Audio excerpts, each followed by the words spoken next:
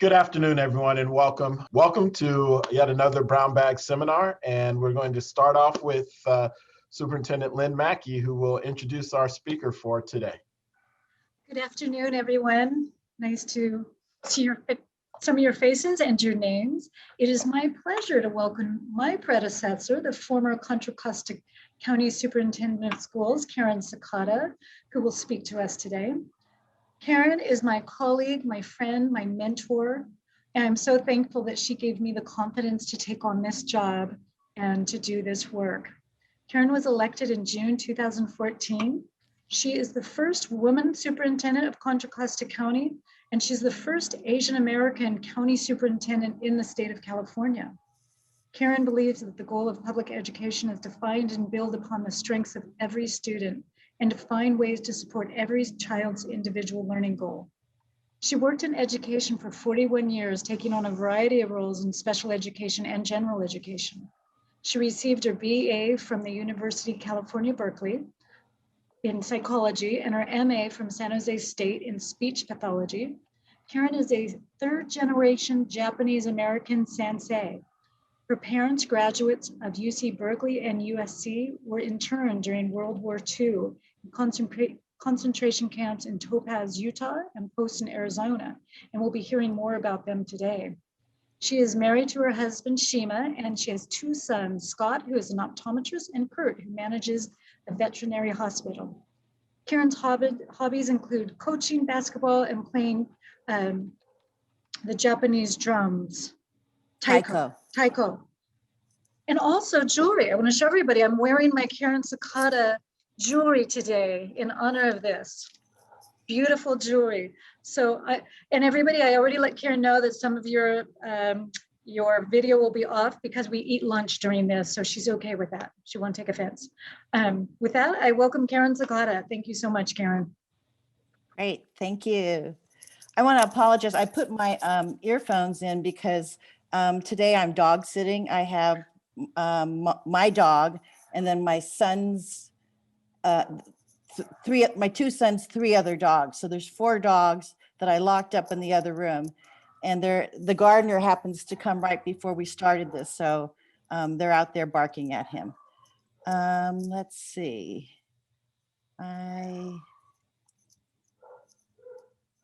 Marcus, I can't get rid of the chat. I'm trying to find, well, there's view. Okay.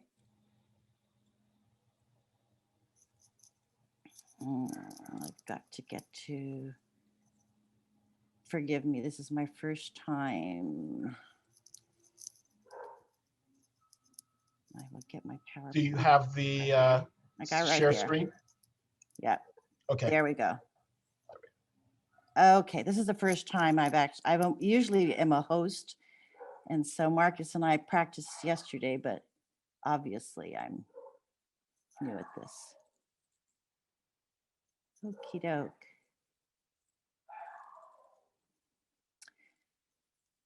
So life interrupted the power of education.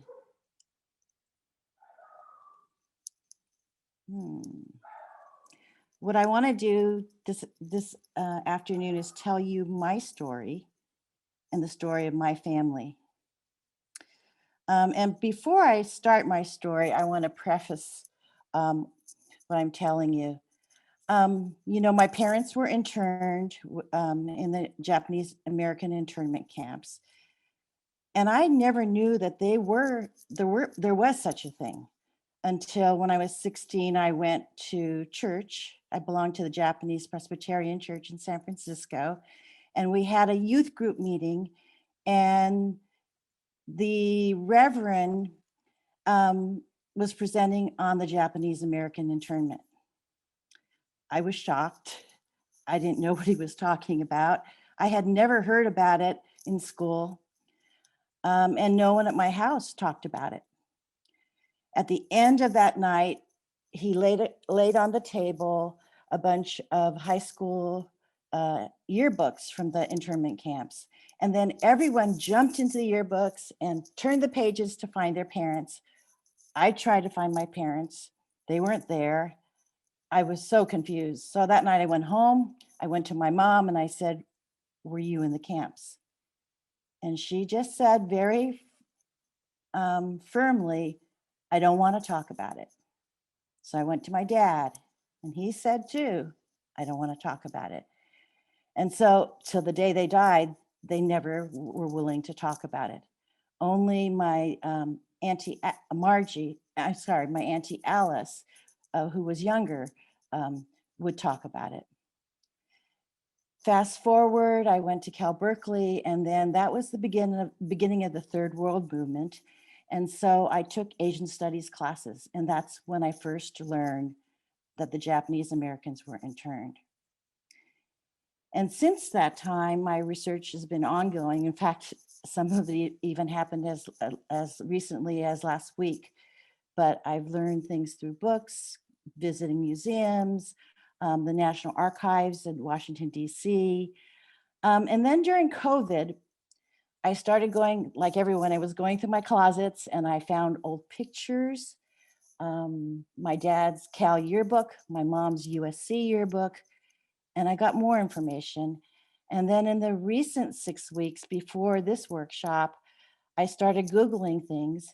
And I think much of the information about the internment camps has been declassified since it's been more than 75 years since the internment. And so I'm still learning my story each and every day. In 1906, my grandparents immigrated to San Francisco from Fukuoka, Japan. And these are my dad's parents. And they were considered Issei. Issei in Japanese means first generation Japanese Americans. They were born in Japan and they were the first to come to the United States. And here's a picture of their family. My dad is, I believe, 6 years old, or 6 or 7, and he's in the front. His older sister, who's 7, Auntie Margie, and my grandpa and grandma in 1921. Many of the Japanese who came to California and the West Coast were farmers, gardeners, small businessmen, servants, and fishermen. And my Grandpa Shigezumi, opened a dry cleaning business. You can get your suits pressed for 50 cents. There's my Auntie Margie right in front. And this is a cool picture. This is I believe one of their delivery trucks, and it was at 2243 Market Street. So it was Market near Sanchez, which is kind of the Mission District, Castro area of San Francisco. Meanwhile, my mom's family immigrated to San Francisco and then eventually ended up in Imperial County. And they lived in a small town, farming town called Holtville, California, which is about two hours east of San Diego.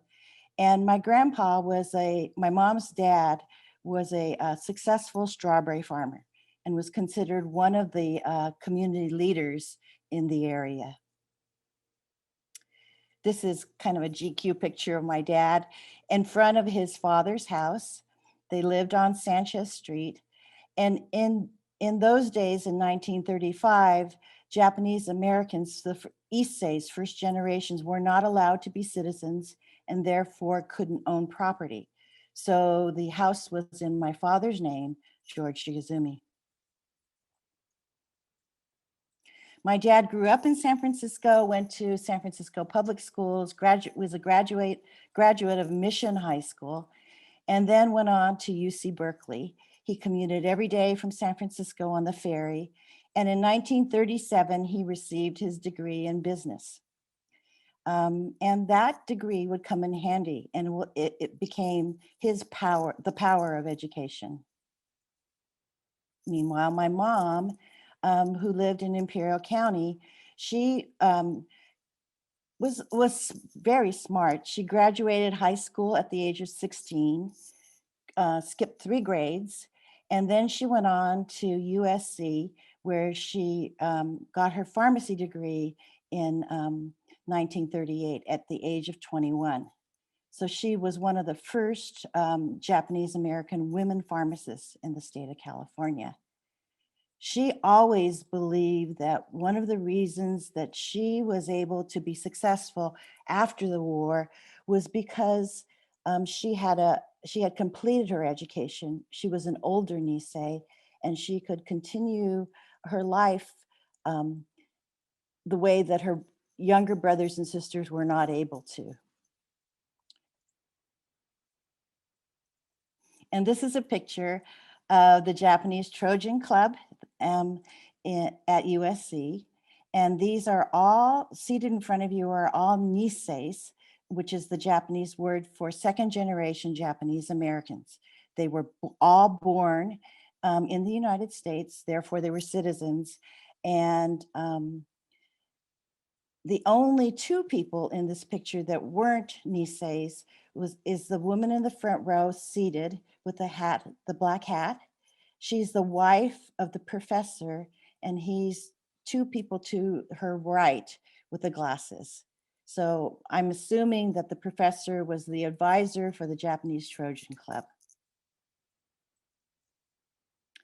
Here's a description that I got from the yearbook.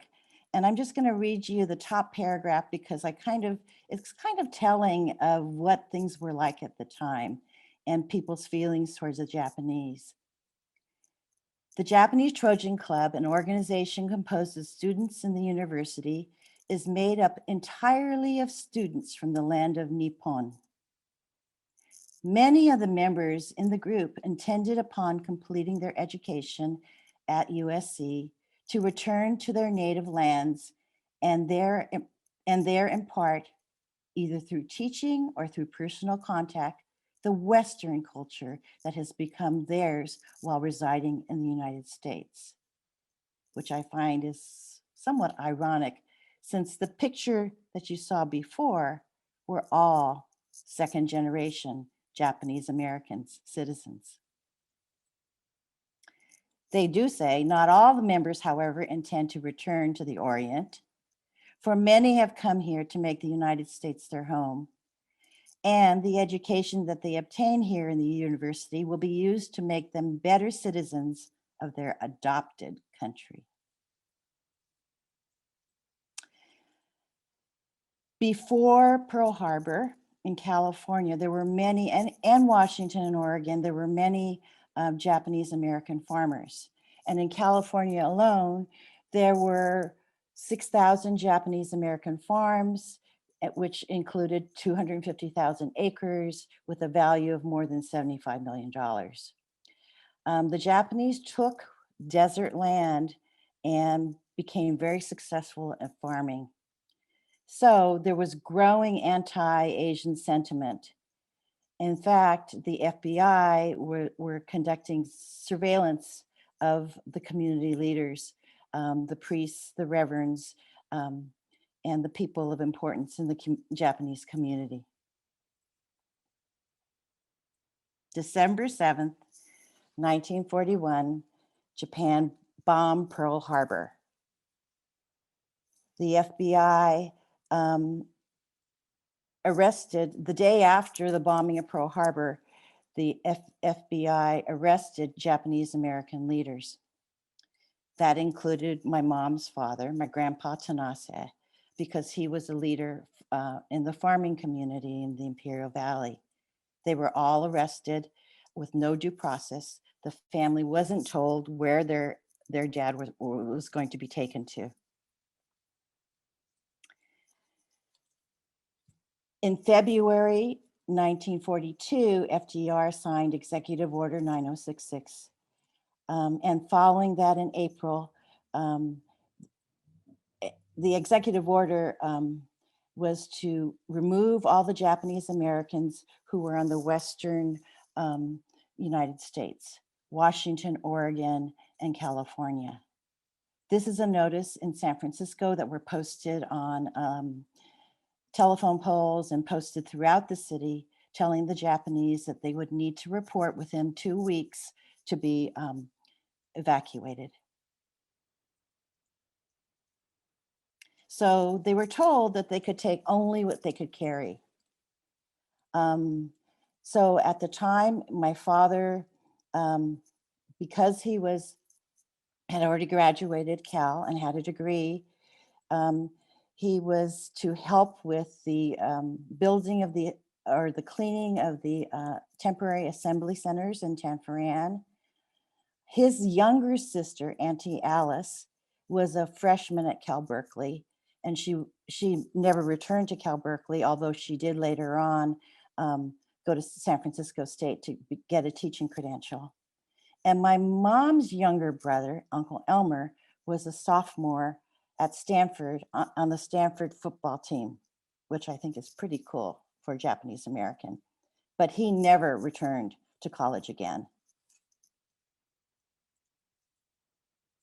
As I said, Grandpa Tanase, my mom's dad, was taken by the FBI the day after Pearl Harbor, and he was taken to two different places. He was taken to the Tuna Canyon Detention Station, which was in the Los Angeles area, and then taken to a Department of Justice prison in Bismarck, North Dakota. The family didn't know of his whereabouts. So in the meantime, my mom's family in Imperial Valley had to sell their farm and sell all their belongings. They had to prepare and only take what they could carry. This is a picture in Japantown in San Francisco. And so the Japanese were asked to assemble so that they could be taken to the assembly centers. And these are the assembly centers, the Tanforan racetracks. My dad was sent there early before the buses came, along with other older Nisei, second generation Japanese Americans, to clean the horse stalls. And each horse stall housed one family. The Japanese were in the assembly centers for 6 months.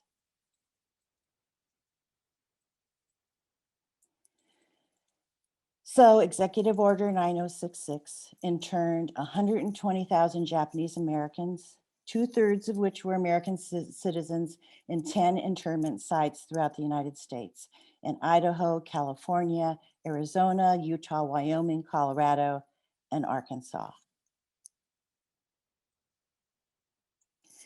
This is a picture of where my dad's family ended up in Topaz, Utah. Topaz housed 8,000 Japanese Americans.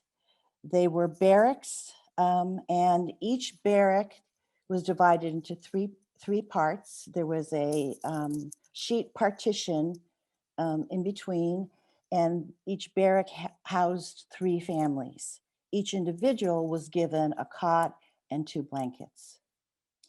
The camp was surrounded by barbed wire, and they were surrounded by armed guards with rifles and bayonets.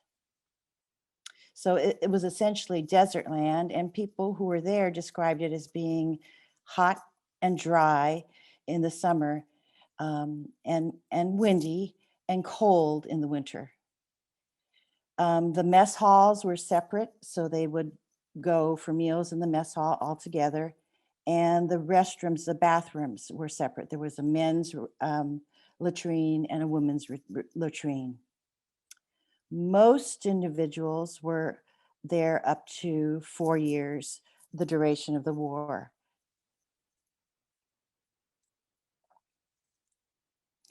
Each of the internment camps were self-governed, and they had a community council. So this is a picture from Topaz, and in the back is my dad, and he was one of the accountants. So his degree in business came in handy. And from the Topaz Times is this article, and it said, on Saturday, September 26th, the Daly brothers hired workers. George Shigezumi and 2 others were the accountants, and there were many others that were laborers.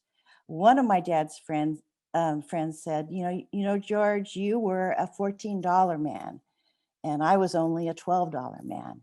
A $14 man was a professional. They earned $14 a month. A $12 man was the laborers, and they earned $14 men were the professionals, and the $12 men were the laborers. So both my mom and dad, because of their education, were $14 people. Meanwhile, my mom's family ended up in Poston, Arizona. And Poston was one of the biggest internment sites. And this is a picture that I found amongst the collection of my grandpa Tanase.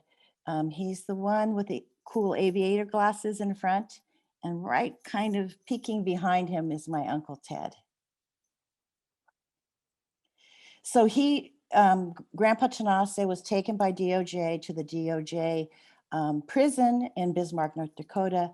And after 1 month, he joined the rest of his family in Poston, Arizona. The War Relocation Authority, the WRA, had a program called resettlement. And essentially what happened was, because many of the men in the country were at war and were sent away, the United States was short of laborers. So they decided that they would go into the camps and recruit the good Japanese. My mom was in Poston for 6 months, and because of her degree, the power of her education, she was invited to go to Chicago, Illinois. My dad was in Topaz only 3 months, and because of his degree in business, he was invited to go to Chicago, Illinois. But they didn't know each other at the time. There was a lot of discrimination. My uncle Dick actually left camp. He was later married my auntie Alice. But this is a quote from the Japanese American Museum in Los Angeles that was on the wall that I found when I went and visited. And I'll just give you a moment to read what he said.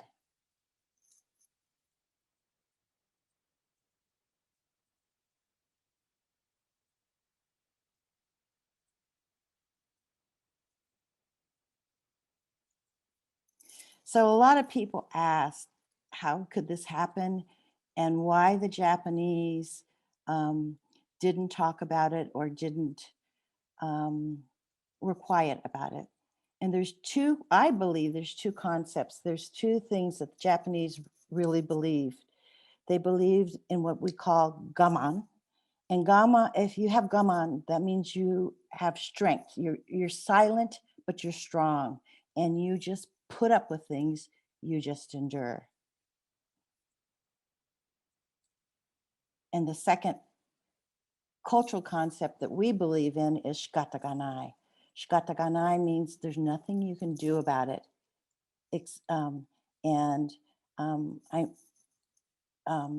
I believe that that's what got the Japanese Americans through that experience.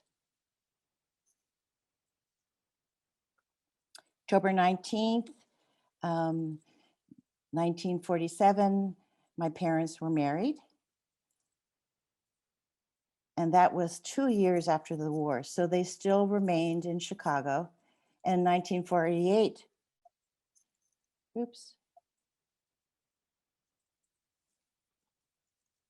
they returned to San Francisco. My mom's family, because they sold their farm, they sold all their belongings, never remained in Chicago, Illinois. But my dad's family, they had given their house to their next door neighbors, Mr. and Mrs. White. And so they were one of the few Japanese that had all their belongings returned to them. This is their house they got back, and their cleaning business.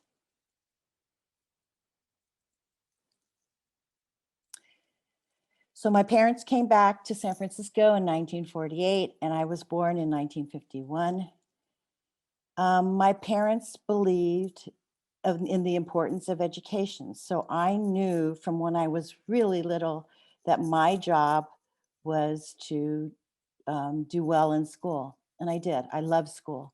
Went to San Francisco public schools, and then went to UC Berkeley. When I started at Berkeley, I majored in math and science because that was what I was always good at. My mom wanted me to be a pharmacist. I didn't know what I wanted to be. And then I took a course, Education 110, in my junior year, and I tutored students at a local elementary school in math and reading. And that's when I knew what I wanted to do. I wanted to work with kids and work along adults who loved working with kids. So I changed my major from biology to psychology without ever telling my parents. And until the day they died, they never knew what my major was. But I found the ideal major or the ideal field in speech pathology. It was my love of science and my passion for working with children. And so went on to get my master's at San Jose State. My mom always kept her pharmacy license in both California and Illinois. And she would always say, no matter what, they can't take this away from you.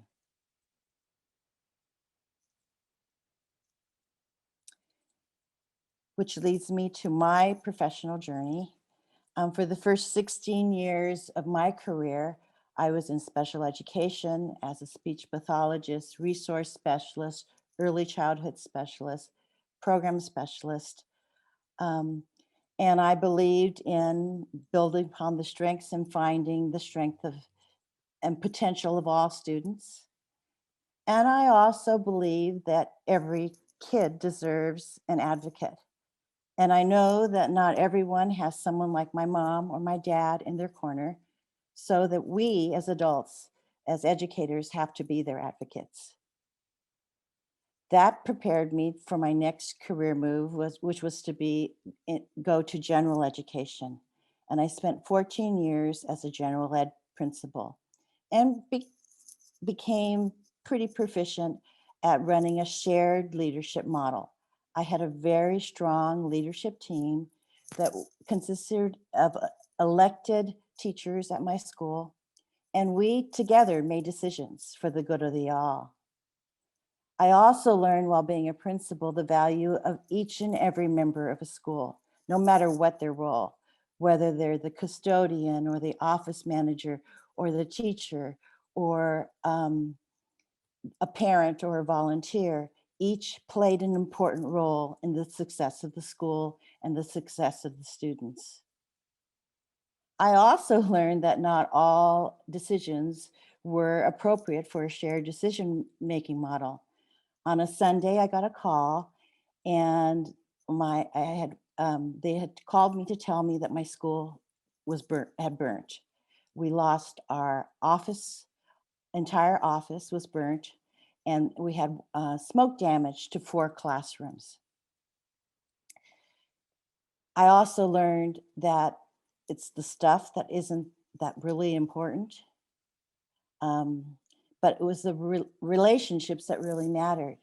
Because what happened from that Sunday morning till the next day is we moved 4 classrooms to different parts of the campus. We relocated the office into the multi-use room, and we opened school the very next morning.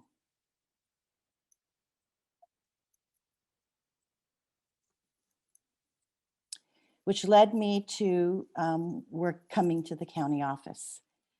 As being a part of student services, I expanded my knowledge, and I learned more about CTE, ROP.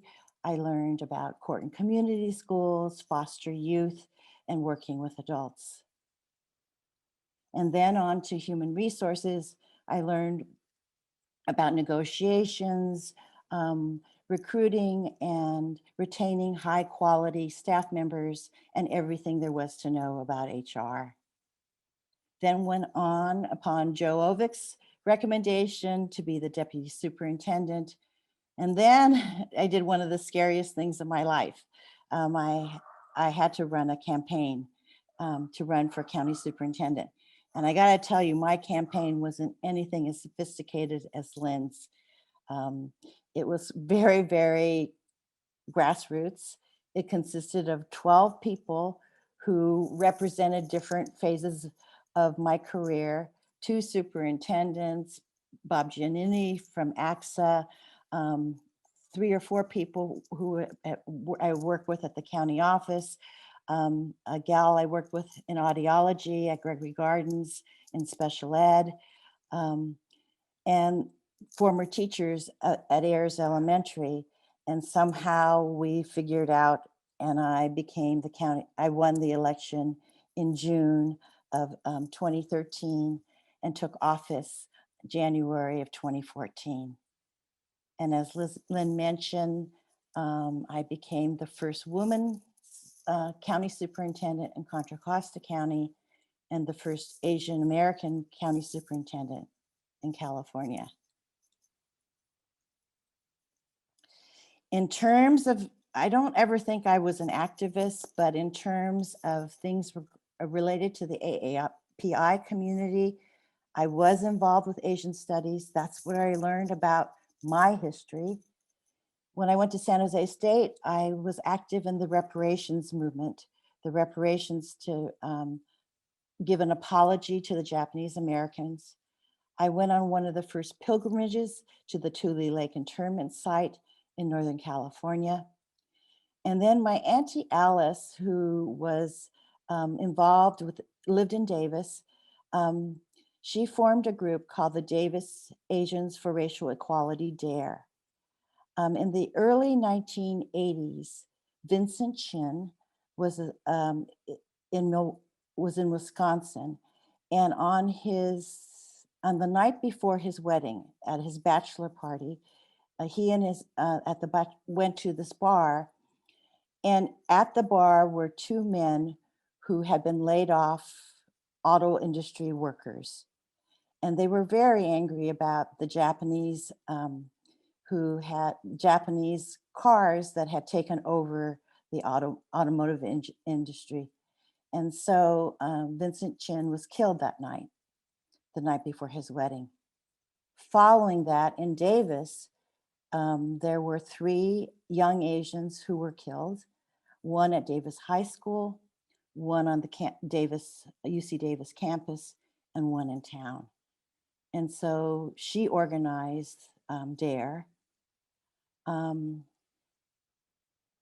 became, like I said, the first Asian American county superintendent in California. And while I was county superintendent, we had our equity initiative, and one of the cornerstones was a film that we showed entitled "And Then They Came for Us." And during that time, I became very involved with the film series commemorating the 75th anniversary of the internment, which was in 2014. This is just an aside.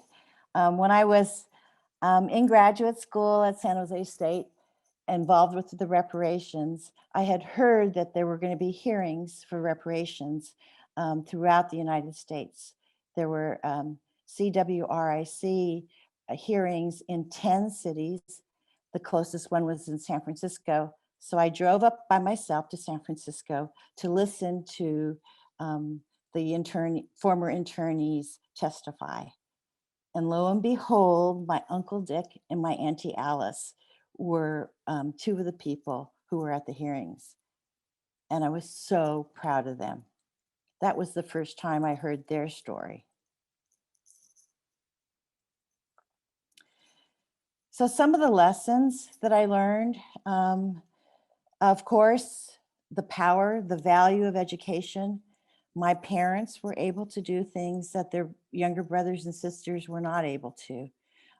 because they were older, Nisei, second generation Japanese Americans. They were able to continue their life. I really believe it's important to tell your story, because when you know people's stories, you'll know about history, and history won't repeat itself. And my story is not that different from many other people. The story of the Japanese Americans is just one of many immigrant stories. The kind of themes are all the same.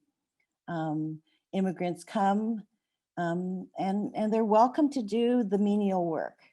They're welcome to be the gardeners and the servants. And then as they get successful, oftentimes you see anti-immigrant hate, which is really, really prevalent today. Asian American AAPI, there's been a surge in violence against Asian Americans. There was a recent survey by the California Community Poll and the LA Times, and they found that 70% of Asians are worried about being a victim of Asian hate. 72% of Asians today are worried that their children will be bullied in school. And 1/3 of the Asians are saying that their own mental health is suffering because of how people view their race. I think it's really important that we stand up and speak out. I think it's really important that we educate ourselves. And I think it's important to learn about stories in American history so that we can end racism and discrimination. And I leave you with a quote from Martin Luther King Jr. In the end, we will remember not the words of our enemies, but the silence of our friends. I really believe that it was appropriate for many of the Japanese to be silent at the time. It was appropriate for their times. But I believe now is the time for us not to be silent. And I think Marcus has left you in the chat a bibliography. These are just some of the books about the internment, my own personal collection. I do want to mention the first one at the top because I just found out about it probably about 3 days ago. Daniel James Brown, cool name, who wrote Boys in the Boat. He has just come up with a new novel called Facing the Mountain, and it's a story of 4 Japanese American men, one from Maui, one from Salinas, and 2 from the state of Washington. And it's their true stories of their experience during World War II.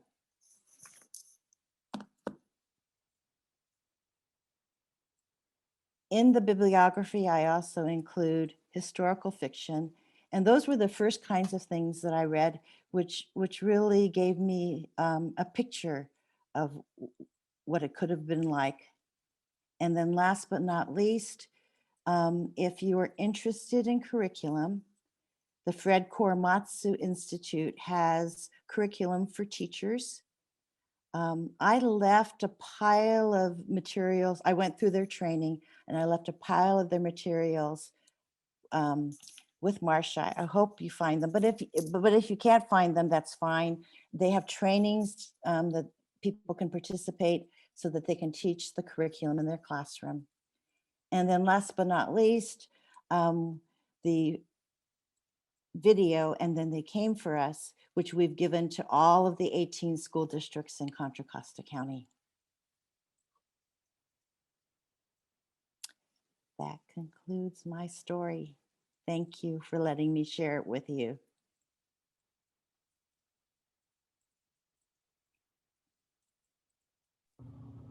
Thank you, Ms. Sakata. We really appreciate it. And we want a fascinating story and tell, and we are just so happy and privileged that you were able to share that with us today.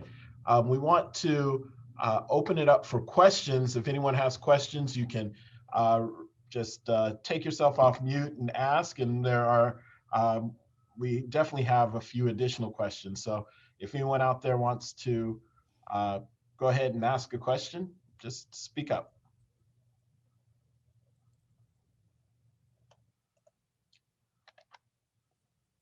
Well, there's a question that we have. Why do you think that your parents were not willing to talk about the internment? I think it's because, well, they believe in our family, there's lots of things we just don't talk about, especially bad stuff.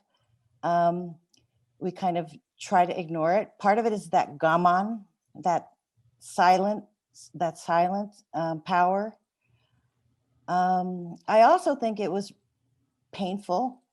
The more I learn about my parents' internment, the more I kind of believe that their life was pretty hard. So I think it's easier to pretend it wasn't, that it didn't happen. The only one time I noticed my mom getting upset, and now I know it's a connection. We went to see Fiddler on the Roof, and there's a scene in Fiddler on the Roof where everyone had to leave Anatevka, and they were carrying suitcases, and they were walking, and she just couldn't stop crying. That was the only emotion I saw in regard to the camp. I think it's kind of remarkable because,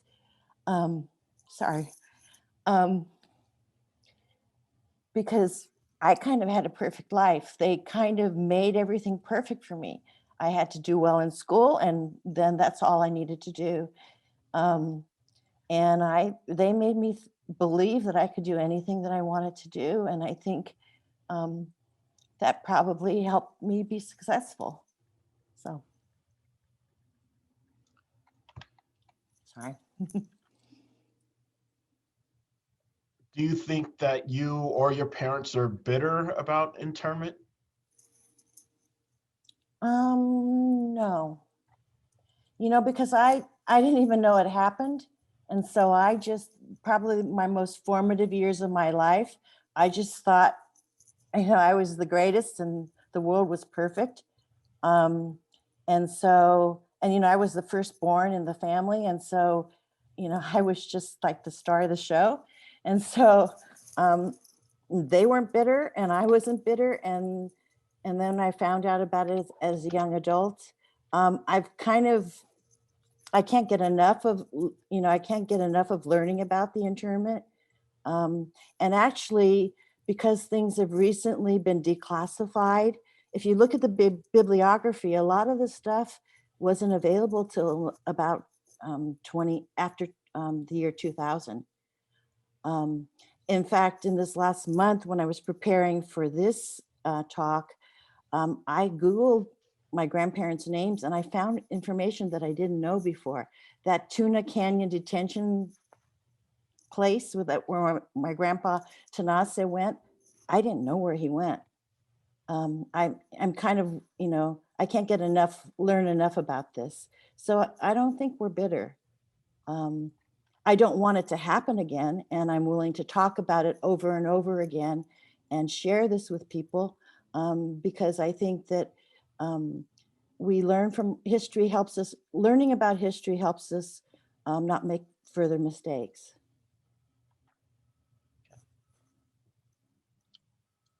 Everyone, I have a list of questions, so if you want to get in here, just speak up, pipe up, so one of the next questions is, what can we do about Asian hate and the anti-Asian sentiment that's been going through the country recently? I think we have to talk about it. I think we have to speak up. There was something passed, yesterday or the day before, against, some laws against anti-hate. against Asians or other minorities. And so I think we need to prosecute people who attack minorities as a hate crime. I don't think it's a coincidence that all these people in Chinatown are getting elderly are getting attacked. You know, I think it's cowardly, and I think we need to talk about it and speak up about it, and not pretend that it's not happening. You know, some of those statistics that I gave you about Asian hate, 70% of us are worried that that we might become a victim. My kids are telling me, you know, they don't want me to go to Japantown. They don't want me to go to Chinatown. That I can only go if I go with them, which to me in many ways seems ridiculous. But you know, I am worried, and I am looking over my shoulder. I am listening to people and how they talk to me, like I didn't last year. So I think we need to stand up. If you see something happening, you need to stand up and help.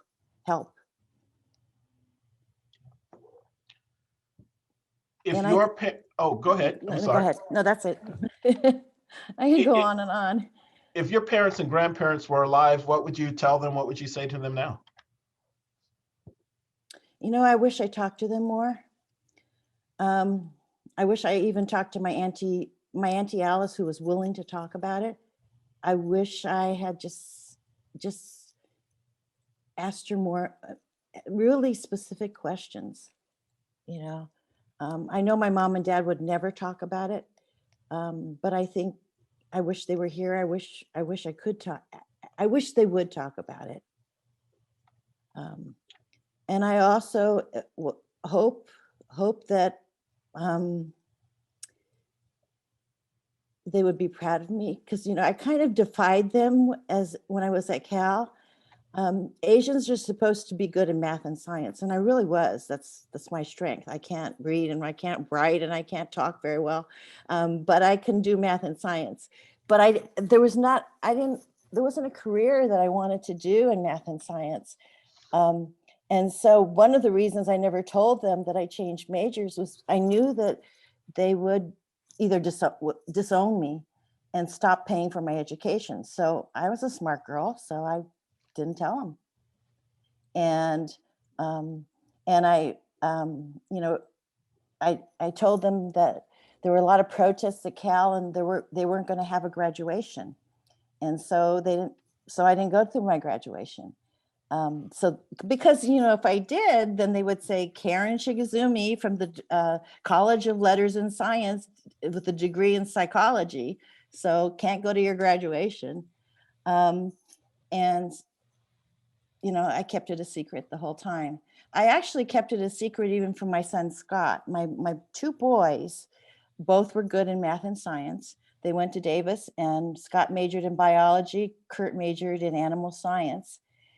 And when I was at my campaign kickoff, I told my story, and I told the story that I changed my major, and my oldest son, Scott, was shocked. And as we were carrying things to the parking lot, he said, "Why didn't you tell me that you changed your major?" And then he said, "You know, I wanted to change my major out of biology and you wouldn't let me." And I said, "Well, again, I'm smart. So that's why I didn't tell you." So he became an optometrist. I guess one more. I think we have time for one more question, Ms. Sakata. What were your feelings about becoming the first Asian American county superintendent in the state of California? I was proud. I actually got coverage in the LA Japanese paper, the Rampusham, I forgot what they call it, the LA Japantown paper. I was hoping that my parents would be proud of me finally. You know, I don't know. I was proud. And, you know, now I was, just like Kamala Harris said, I was the first but not the last. Now there's Ed Monticello, and there's a Korean gal in Santa Barbara County. So I know there's 2 other Asian American county superintendents that followed me. And then being the first woman superintendent in Contra Costa, I was the first but not the last, because Lynn followed me. Yeah. But when that happens too, you kind of feel this responsibility, because my mom always said, don't do anything that won't make our family proud. So I was proud, but then I was also worried that I didn't want to mess it up. Well, thank you, Ms. Sakata. Lynn, do you want to say any final words? Just thank you so much, Karen. That was such a pleasure to hear even more of your story than you've shared. I actually chatted to Marcus during this and said, next year we can have you do this and have it go to the students also. I don't know why we didn't. That would be so wonderful to do that. I just think this is something that you need to just say it over and over again. It was wonderful. Thank you so much. Just appreciate your time and this work that you're doing. Well, I got to thank you, because, to get ready for this, I learned so much more. I found things that I didn't know. I was able to, I went through the yearbooks, I went through old pictures. And so, one of the reasons I asked Marcus to record this for me was that I wanted to share it with my boys, so that they would know the story of our family too. Well, thank you so much. We really appreciate it. Thank you. Thank you all, and stay tuned. Next month we will do another Brown Bag for Pride Month. So we're looking forward to that. Thank you all. Have a great weekend.